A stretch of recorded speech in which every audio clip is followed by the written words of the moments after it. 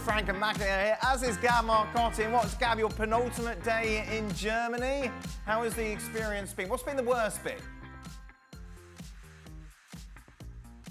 Honestly, some issues with trains, some horrible football from Italy and from England, and from France. Yes. Other than that, it's been really, really good. I don't understand some of these people on social media moaning about, oh, the Euros have been poor, the quality diluted. You want quality? Go watch the Champions League. That's high-quality football. We don't watch the Euros because of quality. We watch the Euros because it's meaningful. And we've seen so much of it on the streets of Germany, fans from Slovakia, Romania, England, all over. I know it sounds incredibly corny, but it really has felt like a party that's lasted a whole month. The vibes have been really good. There's been almost no violence. There have been very few controversies. I think it's been really, really good. Oh, we have to wait for good. the World Isn't Cup. that nice? We have to wait for the World Cup to have a very big game with 48 teams. It's going to be very interesting. Oh, well, that's 2 years' time. I like positive, Gab. Yeah, sure. For Macca, is tomorrow's final the most important England international game since 1966? Yes, because it's the next game and it's a final. You know, you would have said the game against Italy a couple of years ago was the most important one, but they lost. Yeah. So it's their redemption moments. It's their time to right a wrong. You can say you can keep on going, but if they lose, it's a disaster, isn't it? But if they win, you know, it'll be remembered since 1966. So it is a huge moment. That's a stupid question. Every time you have a game for England, it's the most important game of the history. I mean, they had so many finals. They missed the. They didn't have that many finals. Well, they had some, let's say. I'm trying to be positive, you know. But they had some important games, and the game before that one it was very important. Otherwise, you don't reach that position. So that's, I don't know, well, whatever. Names, interior. There you are. Do you want to add anything to that, Gab? No, I was just laughing at Frank's reaction. I tend to agree with him.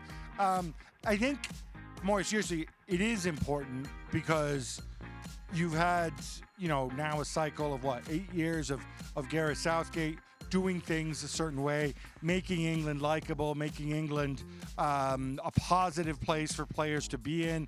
In the past, we heard stories about how players, you know, they didn't mind going with their club teams. They didn't always enjoy being with England.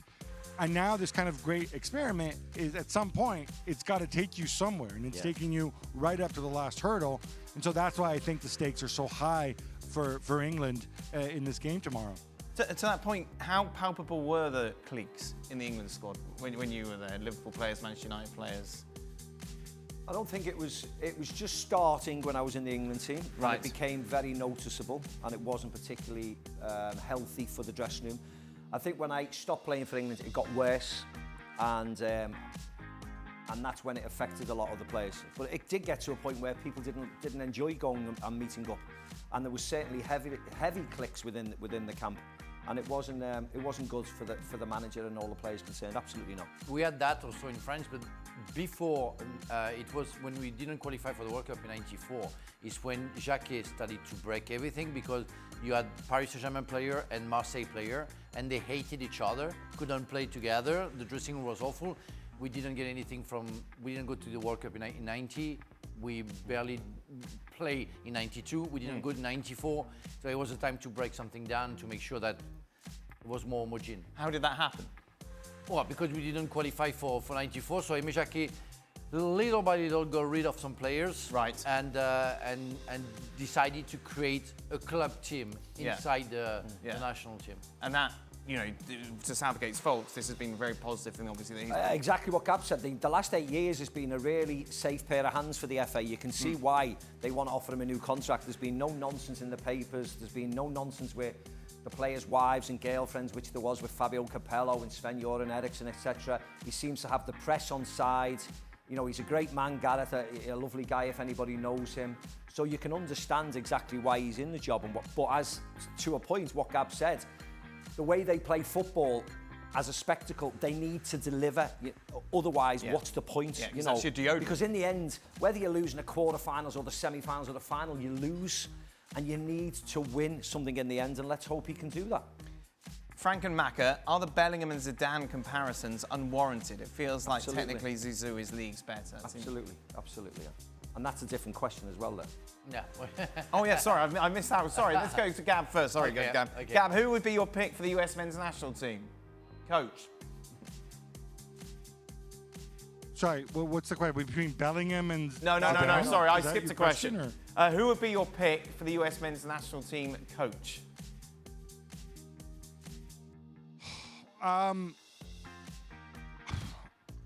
I don't know. I genuinely, I know like people, there's all this buzz around Jurgen Klopp. He said no. I don't, Yeah, he said no. I think, I mean, I take the guy at face value when he says he wants some time off. I genuinely don't know. I think it should be somebody internal in the U.S. I don't think managing a national team, as we've seen actually, I mean, you don't need a guy who's necessarily a tactical genius, right? Look at Didier Deschamps. You need somebody who can create a group and who can be good in the outward messaging, because you don't have time to go and work and do sophisticated stuff. So I don't know that necessarily a foreign guy coming in is going to be the right profile for that, unless it's somebody who really knows the U.S., knows the U.S. players, knows the U.S. public. I'm sorry I can't help you any further there. I would have seriously said, I would have kept Greg Berhalter, but hey, that's just me. I don't think anybody really knows the list of names that have flashed up now and again. Yes. Have just been some of the most surreal names that you've seen. And you get the fact that Jurgen's available, and of course he was mentioned, but he was never in a million years going to take this job. And it was good while it lasted, but I wouldn't have the slightest idea who would take that job. Stevie Nicol. So I think Get Stevie back to Nicol would be coaching. amazing Get at back it. to No, but coaching. you have Because to. he's a great man manager, and he'll be fine, and he knows American football. He knows the MLS well. Yeah. Bring Bumper back. Bring Nicol back. Bring Bumper back. I think the people would have to decide. They have to go back on earth and put their feet on the ground, and know what the value of the national team. And I think it's for me clear that it has to be somebody who knows the U.S. football, the U.S. soccer. I didn't know Wilfried Nancy, the French coach, but he went and he won with Columbus Crew like some years ago. I mean, if those people, they know better than anybody famous in Europe, I think it's better for the US, because it will pick the right players, because you see them week in, week out. And But that's most not of the players play in Europe now, don't they? Yeah, but not all of them. Some of them, you have the chance, but you have to also to create something here, because I'm sure you have players who are good enough, they can improve, maybe, hopefully, I hope. But it has to be somebody who know and see the MLS games every weekend. Frank and Macca, are the Bellingham and Zidane comparisons unwarranted? It feels like technically Zizou is leagues better. Yes. Yes, but the history of Bellingham is on March, where you can of course make a statement about what Zidou has achieved here. But as Macca said, I think it was yesterday, it wasn't that fantastic from Zizou at the first beginning, where Jude Bellingham made a great impact straight away. He was the guy. He came to Real Madrid, produced the best. Zizou, it took him like 6 months to get on to La Liga and to be at the top when they won the Champions League. And the ages are very different, aren't they? Of course. Jude's 19, was 20 when he was at Madrid. Zizou, of course, was at Bordeaux, was amazing at Juventus, and then finished his career off at Real Madrid, where he was an absolute superstar. So Jude has been brilliant in his very, very short career, but he needs to keep on improving to get to the levels of Zizou, who won World Cups and Champions Leagues, and et cetera, for his country as well, and was the star man in 2006 when he retired and came back. So there's still levels for Jude Bellingham to get to. Are you all right, Gab? Oh, he's upset. No, I just want to just to add to the points that guy said. Zidane, and I say this with greatest respect to Bordeaux, only moved to Juventus when he was, I think, 24 years old. Yeah. Coming off a Euro 96 where he wasn't particularly impressive at all. So Bellingham is way ahead of Zizou in terms of the career arc. But let's not forget, Michael Owen was way ahead of many people in his career arc. Yeah. It's not really how you start, it's also how you finish and how you continue. And it's what we said during the show about Lamine Yamal being 16, 17 and not feeling the pressure. When you are 24, you go to Juventus, you realize what it says, and to all the fans when you come. When you go to Real Madrid some years after, you know the pressure. When you're 20, 21, you just want to play, and you think that the world belongs to you. So that's a different way of thinking. Gab, do you anticipate Bielsa's comments making any sort of difference in changing the lax manner regarding everything with US soccer?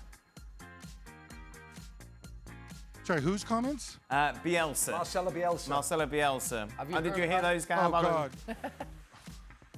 Yeah, all right. Well, sorry, I don't know which set of comments. There's latest ones where after the fight with Uruguay, and he says, "Oh, the players are going to suffer," or the ones before when he catechized us all about all the ills in football. Or the one about the pitch look, and everything. The ones about the complaining about the pitches and the ones complaining about the US soccer training facilities. It's very easy. It's very easy to come out and say this. The pitches are what they are. I'm glad he called people out. It's CONMEBOL. CONMEBOL organized this tournament. CONMEBOL dealt with the stadiums. They chose NFL stadiums where they'd have to relay the pitches ahead of time. It would be great if the coaches ahead of time got together and said, no, we want guarantees on the pitches if you're going to have them in these stadiums. What evidence is there? All these people are so detail-oriented. Then after the fact, their players have to play on crappy pitches with divots. And then CONMEBOL still can't field the stadium because there's only 47,000 to watch the U.S. in Dallas in an air-conditioned stadium. It's on CONMEBOL, but it's also, I'd like these people to do their research ahead of time and really have an understanding of the risks that you go into when you use an NFL stadium to go and play a football game or soccer game on there. And that you ask your federation to go and put pressure on these people. Because, you can blame CONMEBOL. CONMEBOL, it's not like they're the Sith Lords, right? There's 10 nations in CONMEBOL. Guess what? The guy's elected. And guess what, Bielsa? Your boss with Uruguay controls 10% of the votes that elects these people. So it's important, I think, that they come out, whether it's him, whether it's Scaloni, whoever it is, and realize we're the coaches, we're delivering the players. You, federation, have hired us to deliver something and put pressure on their own federation. But do it ahead of time. After the fact, the horse is kind of bolted at that point. Frank, is Fabian Ruiz the most underrated midfielder in the world? Again, that was like the discussion we had with Cucurella during the show, about his performances with the club and now the performances that he had so far in the Euro. Fabian Ruiz was good, but not fantastic with Paris Saint-Germain. Yeah. And since the first game with Spain during that tournament, he's been the best, one of the best at least. So, yes, he's underrated now, but if he keeps on working like that, no problem. Maybe he's just in the wrong team, in the wrong club team. Yeah, wrong country. Because when we saw him in the Champions League lose to Dortmund, he was unrecognisable, wasn't he? Than the Fabian Ruiz we're seeing now, but that was the same as for Kylian. In the big moments for your club side, you have to stand up and be counted if you're to be recognised as one of the best. And if you fade away and lose like PSG constantly do every single year, then there's a major problem there. Kylian's jumped ship now. Whether he'll rise to the occasion and be the leader of the Paris Saint-Germain side, I don't know. But in a Spanish shirt, where they play the style of football that they're playing, he's been unrecognisable from the Fabian Ruiz who plays for PSG. It's a bit like Vitinha. The different players when they play for the country. Final question, Gab. In their prime, is Macca dribbling past Frank and scoring one-on-one? No pressure there on that one. I'd have to ask you a million questions. Is there a covering defender? Because this is certainly gonna affect how Frank defends, right? If he's the last man, or if he's got Marcel Desailly perhaps coming across to cover behind him, and Macca as well, right? Does he have Robbie Fowler ready to run inside of him? Maybe he just pretends to take Frank on. Maybe he lays it off to Fowler to score. I don't know, man. I need a lot more information. Very diplomatic, I'm not touching that. I like that You've answer. been very political. Very nice, mate. would you fancy your chances against him? No. Yes. Oh my God! Of course. No, of course. I wasn't the best, and I easily recognized that I wasn't the best defender in the world. Yeah. I had my tools, but I played against him. I was checking before the show. The first game I played against Macca, we lost 5-1 at Anfield. Is that right? We were undefeated, and we went there. They smashed us. I mean, but they came after for the FA Cup.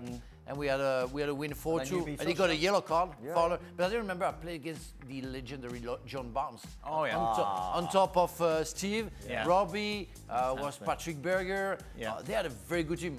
Stan Collymore as well was at front. So that was okay.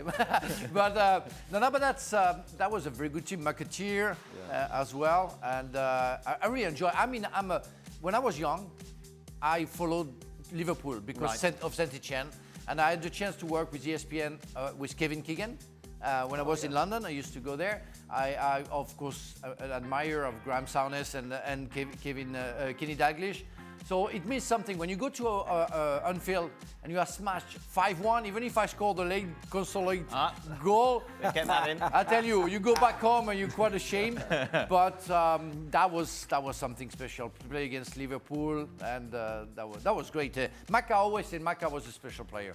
That was his style, the way he was thinking the football. That was a special player, and I enjoy also playing against Robbie Fowler because I know he's your friend. Yeah, he is. And he was a special player, fair guy, crazy at some point. We have some pictures of him about that. Micah trying to lift him up, but it's part of the English football that I love, and the character of some players. Good stuff, guys. Great stuff. Gab, you're back on Monday. Are you flying back on Monday then, I assume?